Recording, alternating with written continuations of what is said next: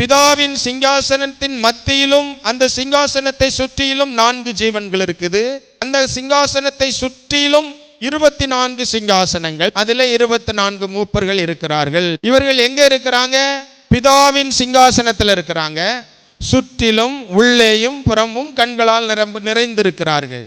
மனிதர்களுக்காக தேவன் உண்டு பண்ணின ராஜாங்கத்தின் தலைமை கண்காணிகள். அல்லேலூயா. ஆமா, கேமரா ஒரு குறிப்பிட்ட ஏரியாவை தான் கவரேஜ் பண்ணும்.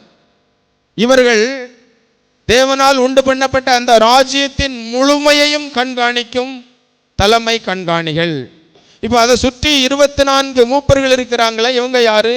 தேவனால் மனிதர்களுக்கென்று ஏற்படுத்தப்பட்ட ராஜ்யத்தின் தலைமை அமைச்சர்கள். அல்லேலூயா. இவங்க எங்க இருந்து வந்தாங்க? இவர்கள் யார்?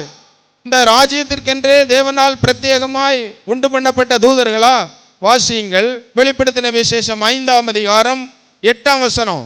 நீர் அடிக்கப்பட்டு சகல கோத்திரங்களிலும் பாஷைக்காரரிலும் ஜனங்களிலும் ஜாதிகளிலும் இருந்து எங்களை தேவனுக்கென்று உம்முடைய இரத்தத்தினாலே மீட்டு கொண்டு.